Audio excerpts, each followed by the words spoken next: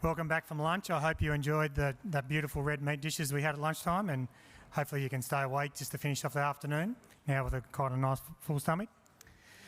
To introduce our last speaker of the afternoon for the fee-based session, I'd like to introduce you to Ed Blackburn, who is the manager of Wongaboori Station at Mendooran in New South Wales. Ed manages an aggregation of 12 properties up there, covering about 23,000 acres, which is a mixed farming operation which covers cattle, sheep and cropping. Previous to that role, Ed was an agronomist at Coolah for about 9 years after completing his studies at UNE in Armidale. Ed's session this afternoon will cover dual-purpose crops, looking at the decisions around profitability, providing kind of a focused lens over the management of crops and grazing through to harvest, etc. Obviously, this is a hot topic coming into the key planting time for dual-purpose crops and forage crops, and obviously with most people have a full profile of moisture, so it's very, kind of good time to get stuck into it. So I'll welcome Ed to the stage to give us these tips. Thanks, Ed.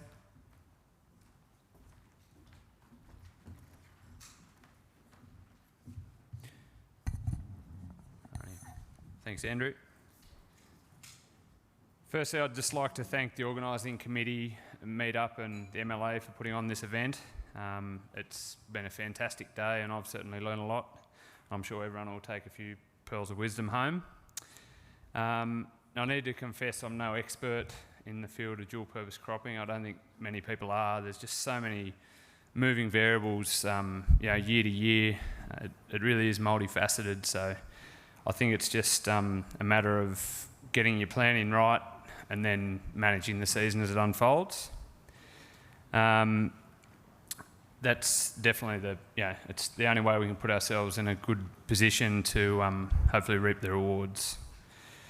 I'll refer to a bit of John Kierkegaard's research towards the end when we're looking at the economic impacts, but to start I'll just borrow the opening from a speech he gave back in 2017. And he likens farming systems agronomy to rocket science. He said, those not immediately involved in managing a dryland farm sustainably in a risky, water-limited environment such as Australia may think a comparison with rocket science is a bit of a stretch. But if the level of challenge, the importance to humanity, the long-term multidisciplinary team approach and the amount of planning required is taken into account, as well as the uncertainty inherent in the pursuit of the measures, then I think the comparison is fair. And I think it's probably even more fair in a dual-purpose cropping situation where you've got so many things to try and get right. I'll start off with a bit of a background on what we do at Wongaboori, which is an aggregation of about 12 or 13 farms, which run pretty much from Mendooran, about an hour north of here, and run for about 34 kilometres towards Coonabarabran. Stop-start, they're not all joining, which has its benefits and challenges. I'll then cover some important aspects to management of the crop up until the point of grazing, and then through the grazing period. Is this mic all right? And then some key considerations for your grazing and grain production phases, and then look at some economic impacts, which is, at the end of the day, what it's all about. Yep.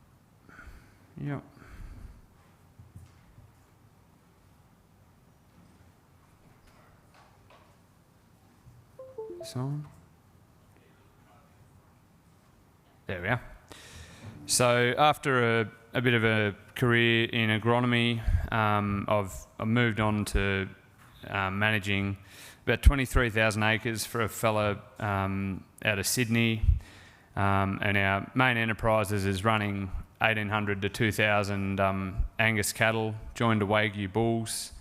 They produce both live export steers at lighter weights, around 300 kilos ex-farm full, and then also feedlot cattle F1 cattle that go to Queensland and are fed there, long fed, processed here and then exported to Japan and Korea as box beef.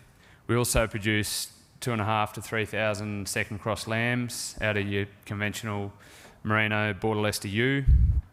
The cattle are probably the focus, but the sheep take up just as much time. Our crops include barley, winter wheat, oats and canola, with the winter wheat and oats being mainly put in for the cattle and sheep. And everything's linked back to livestock. So the barley is really there just to fill silos and just to utilise a few paddocks while we're getting our stock numbers back up post-drought. And it's all in, in tandem with a fairly big pasture improvement program, including subtropicals, lucerne, chicory, and a small area of temperate grasses, as well as our annual legumes, bicerula, ceradella, subclover, and a few others. So I think this is, this is where we'll be at in a couple of weeks, hopefully. We started sowing Urabi oats on last Friday, and we're fully into that at home and at work. Soon after that, we'll be up to this stage where we'll be putting cattle on, and then onto the grain phase. So I think, following up from Bob Freeban, it's always been his mantra that timing is free, and it costs you the same amount to put a crop in late as it does to do it on time.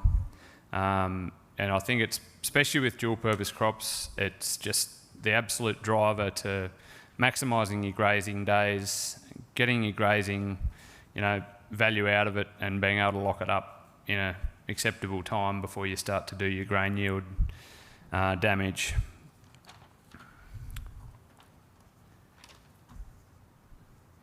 I think, obviously through 17, 18 and 19, we did a lot of dry sowing at home and with clients when I was an agronomist, and everyone used to ask, what are the dangers of dry sowing? And I think those 3 drought years proved every year that people who dry sowed got better outcomes than those that waited for rain. Then that rain that came got the crop up, and the second rain got it to grazing, whereas people who didn't quite get into things quick enough, maybe they weren't getting their crops up till middle of April, then getting their stock on in the middle of June, whereas the timely guys had their stock on by the start of May, even in those drought years. Where we were, obviously further west, it was a bit of an uglier situation. I think your timeliness all comes back to your summer fallow management. Bob touched on it, and he's probably the pinnacle. Summer fallow spraying 4, 5, 6 times. It sounds a bit excessive, but there was some work done back in about 09 and 10 by Cole McMaster in the DPI and his peers. Their main findings were that nitrogen levels were increased by up to 400% in a fully maintained fallow over an unmaintained one, and in that sort of 70 to 80 units of nitrogen preserved. So at the moment, that's like a lot of money, sort of $300 worth of nitrogen if you're trying to buy some urea today. The grain yield was up to 137% increased over the unmaintained fallow, and they proposed that 50% of your yield was set before the crop was sown. So there's just no recovering after you drop the ball on your fallows. Every dollar spent returned $4 to $5 in increased productivity. So there's not many horses you can bet on that you know are going to win at $5. I think the next thing is get in early and choose your crop type and variety. The number of crops you see that are sown early and have no winter habit, I won't mention any, and they're in head by early April, and they're just a shot duck. They're not going to give you any dry matter compared to either if you'd sown them at their correct timing for that variety, or picked a one that needed a vernalisation requirement and went early. Just a quick graph. I did a 10 variety oat trial back in about 2014, I think this was. I must say this was sown late March, so it probably suited every variety pretty fairly. And you can see even the worst variety is 83% of the best. And I'm sure Bob will be happy to see your Rabbie on top. How old's your Rabbie, Bob? 40-year-old, and it won the trial pretty easily. But this would have been a different story if we'd have sown them all at the end of February. Your Rabbie would have shone even more strongly. So I think the biggest thing is just don't drop the ball on your timeliness. And obviously choosing your species. If you're on a low pH, high aluminium soil, like what Richard might have been dealing with, then look at triticale, and you're going to leave canola well alone. So there's also different varieties. Some are awned, so that's going to suit a farmer that is more geared towards the grain production side. Whereas there's plenty of awnless winter wheats that might suit guys that the grain's going to be an opportunistic little venture if they get the season to go with it. And your nutrition budgeting, I hope everyone's got their MAP and DAP and urea ordered already, especially with what's going on overseas. It's a bit of a worrying time. Richard and Bob touched on it earlier, but early weed control I think is very critical. One, to avoid withholding periods when you're ready to graze, in which case often you end up not doing your weed control and then you short circuit the whole system of cleaning your country up to go to pasture. And especially in varieties that are susceptible to barley yellow dwarf virus and those sort of things, keeping your aphids out early is going to pay dividends. They're probably our things up to the point of grazing. When can you introduce stock? I'd say pretty much as soon as it's anchored. Like Bob's slide before, we had paddocks that were only just recovered, lightly stocked. Obviously you want to let enough bulk get ahead of the stock so that they don't get on top of it in the space of a week or two, but it's also a balancing act with not letting it get out of hand and then not being able to chase it down. So it's a hard one. Every year's different, and it probably depends on each situation, but I'd say start with a bit of a budget of how many animals you want to have on crop. At home we go on about trying to have an acre of crop for every young animal that we're trying to take from weaning through to heavy feedlot weight. So that's our yardstick. In 16 and 20 and 21 it was probably twice as much as we needed, whereas in 17, 18, 19 it allowed us just to limp them over the line and get them into feedlots at lighter weights. So it's a hard one. In-crop nutrition, I think it's something we are getting better at, but it still blows my mind how much nitrogen we can throw on these crops and they just keep rewarding us and keep paying us back. This is a trial that I did monitored for deep soil nitrogen through about a 12-month period back in 2014, and at the time it was a pretty model paddock, like it was winter wheat, pre-drilled urea at about 100 kilos early January. Then the crop was sown in late February. Stock went on in sort of very early April, so he was doing everything right. Good rate of start of fertiliser at sowing. And then you can see by the time the stock are on through early June and up to middle of August, the available nitrogen I think was about 4 kilograms per hectare of available N. So absolutely tank is empty. Then you can see as we started to get into a few spring days, a bit of nitrogen started to mineralise, but realistically there's nowhere near enough nitrogen in that paddock to maximise grain yield. So it's if you think green leaf is about 3% nitrogen and the plant will limit its growth to stay at about that, if you're letting a crop run along empty, you're going to severely reduce your dry matter to graze. If you're trying to get 5 tonne of dry matter, that's 150 units of N just for your grazing phase. And then if you want to get 3 tonne of wheat, you need 40 units of N per tonne. There's another 120. So you're towards 300 units of N that you need to have available through the crop.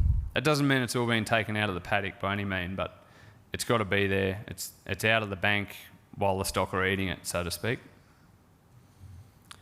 The animal health, just drenches, 5-in-1 vaccine, keep on top of pulpy kidney.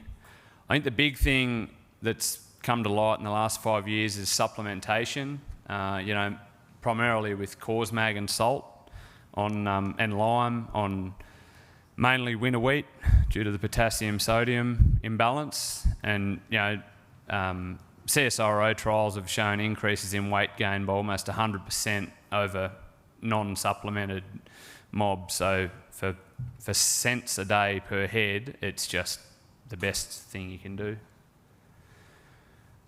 I sort of work on 60 to 80 days grazing on a dual purpose crop, or probably 120 to 150 on a grazing only crop. Obviously it's going to vary hugely from Dubbo east and west, so I think that's just all applicable to your own situations.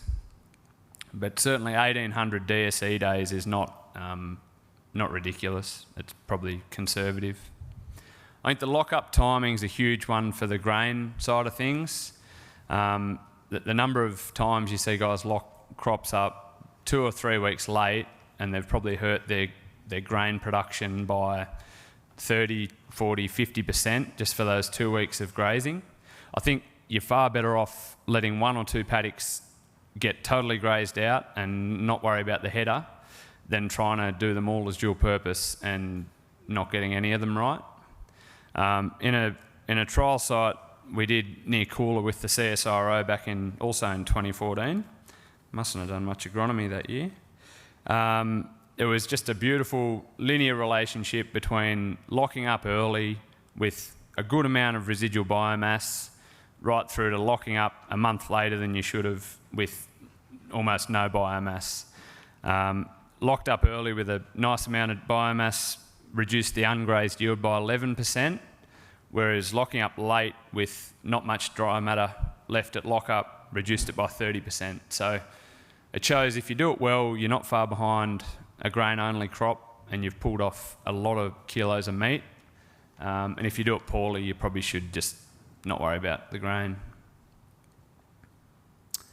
Then into your grain production phase, it's always calf marking time and lamb marking time once you lock it up. But don't forget, a lot of these old winter wheat varieties are not the best for rust package and things like that. So just try and get around your dual purpose crops and monitor for rust and any other insect pests that might be lurking. Sometimes they're the poor cousin, but they're making a lot of money. Just at home, we probably look at 2.5 to 3 tonnes to the hectare in our winter wheat as a pass mark. Certainly in 2016 and 2020 it was more like 5 tonne, when main season wheat was probably doing 5.5 or 6. So it's not much of you're not far behind a main season crop, and you've got a lot of grazing value out of it before you get the header out of the shed.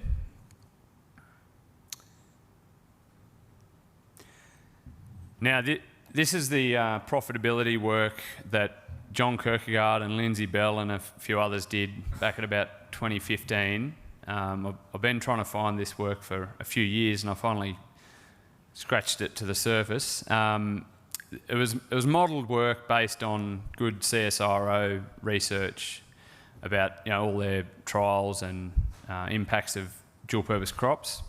So they modelled that adding dual-purpose canola and winter wheat in a high rainfall zone, it was for Canberra's rainfall, so keep that in mind. They proposed that you could add 10 to 20% of the farm down to dual-purpose crops and increase your DSE carrying 10 to 15%, the whole farm output by greater than 25%, and your whole farm gross margin per hectare by greater than $150. So it's just an uncanny little synergy between the grazing and the grain that it's just a bit of a sweet spot, in my opinion. they looked at doing, more, up to 20%.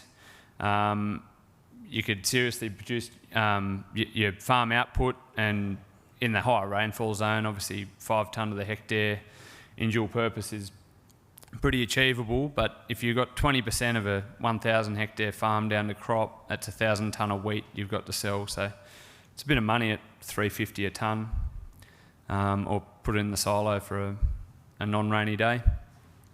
They took it further and thought, right, we'll put a third of the farm down to crop. And that's where their DSEs came back, but still there was an increase in output of 10 to 15%, and still lifted the farm gross margin, but not by that sweet amount of when you're putting 10 to 20% in. So I guess all this was arising out of the ability to properly rest pastures through those cold months, and put a lot of high quality bulk forage in that typical winter feed gap. Their model experiments also, they rang true in wet and dry years. So that's a point I'll make. Certainly, and in a couple of slides' time, even in the drought, we were able to generate a pretty good gross margin, or gross income anyway, out of our dual purpose crops. Well, crops that were sown to be dual purpose but didn't end up getting harvested. So just quick, it's a very full slide, but if you just look at the yellow highlighted areas, you've got winter wheat on the left of the big tables, main season wheat in the middle, and then grazed out oats on the right. I've taken steers at $6.50, putting on 1.5 kilos a day and 2 of them per hectare for our grazing income, and wheat at $3.50, winter wheat yielding 2.5 tonnes and main season wheat yielding 3.5.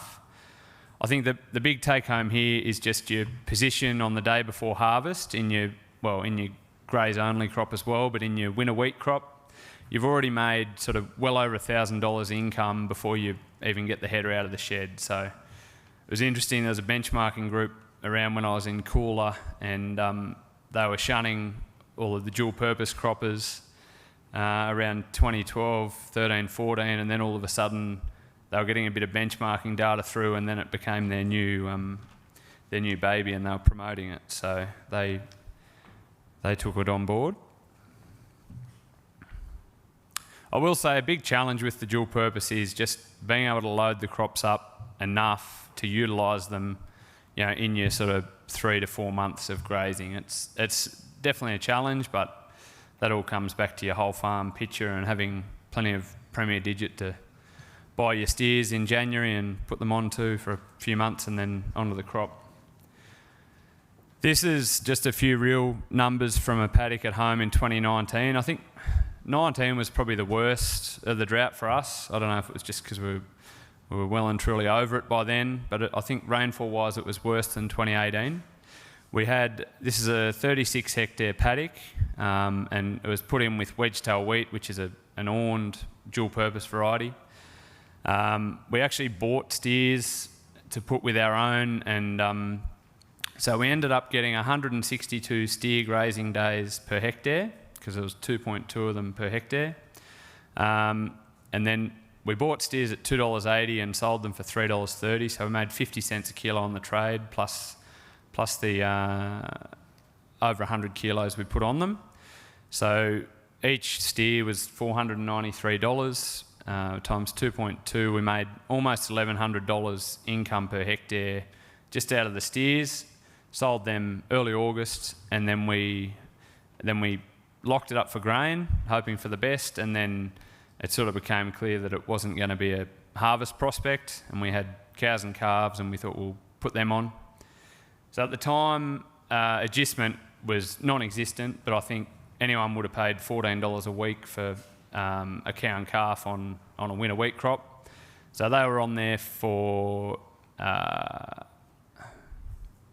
about a month, and they made, I said $120. So even in the worst drought year imaginable, we still made $1,220 gross income per hectare. and still managed to leave a bit of dry matter on the paddock, so it's not like we scalped it to make hay or anything like that. So, and it had about 24 mils growing season rain. That was a similar one. Got a couple of minutes left, so timeliness is your number one take home. It's it just blows out. If you get a crop in early March, you'll be onto it hopefully before the end of April. If you don't get it in till mid-April, you'll be on it in mid-June, early July. It's just exponentially gets later. And that all comes back to your preparation. If you're going early, don't sow a variety without a winter habit or a vernalisation requirement. And to get your maximum dollars, you've got to eat as much of it as you can. That's just a little publication by the JRDC. If you Google search that and use pages 2 to 8, it's probably the best resource that I've been able to find to identify your growth stage, and that's when you want to lock your crop up to avoid too much grain yield damage. That'll do.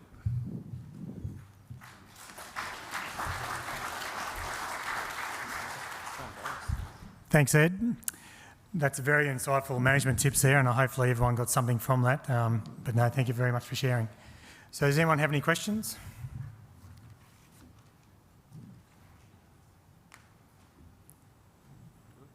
No? Oh, I have one for you, Ed. Like with your dual purpose crops compared to your main kind of grain crops, do you have a difference in row spacing, or you're using the same row spacing across both? Yeah, it's we're using the same machine for both, and they're probably both a bit wider than I'd like. At home we've got 10-inch on a seed hawk, and at Wongaboori we've got 12-inch spacings on a flexi coil. I think in our rainfall zone you're probably missing out a bit in a wet year. It's probably indifferent in a bit of a dry year, but it's all. Yeah, there's pros and cons. Like we've probably got better trash flow in the 12-inch and have less hold-up sowing. So if that means you get a crop in and you don't have to burn it, then there's probably advantages there too. So, yeah. Thank you. Anyone else got any questions? I have one last one then to finish it just before you go. What do you find the best out of your grazing, your purpose crops? Which one's giving you the best performance on a consistent basis? Yeah, I think we haven't really gone down the mixed species path. It's something I'm interested in, but a lot of our paddocks we're doing this to clean them up in the rotation around either subtropicals on the lighter country or loosen and then back to crop and loosen, just a rolling rotation on the better country. So we sort of need that clean-up ability, and as soon as we put different species in, we shoot ourselves in the foot. I think anecdotally, winter wheat probably outdoes oats for me. I haven't had a neat trial where I've had 2 mobs of steers and they've gone on to wheat and oats, at the same time, same month and everything, but definitely winter wheat with provided, cause mag and salt just in drums to them. The last 2 or 3 years they've done better than 1.6 kilos a day through like June, July, August. So, 3 coldest months. Yeah.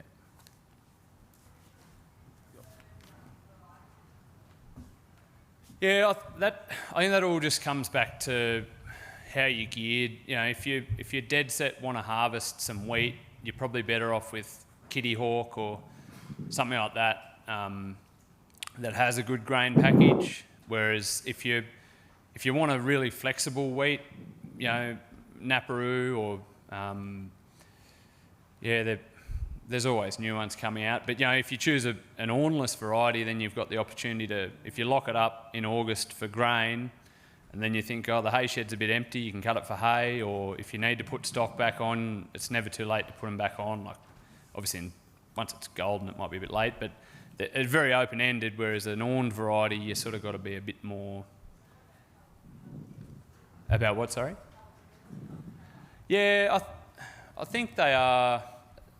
If you have different varieties in the one paddock, we've definitely seen it with say your rabi oats in with, some, I think it was Drover or maybe Outback, they knew where the Urabi was and they took it first.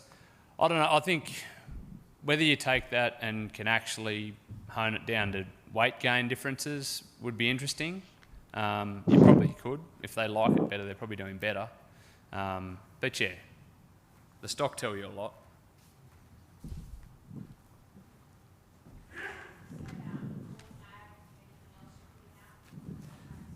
Yeah, so that's all. It's probably a good thing to do on any lush green feed, that whole magnesium story, and there'd be other people in the room that know it better than me. But with winter wheat, it's all back to the potassium to sodium ratio, and for some reason it's just out of whack by like a matter of 40 times of what it should be.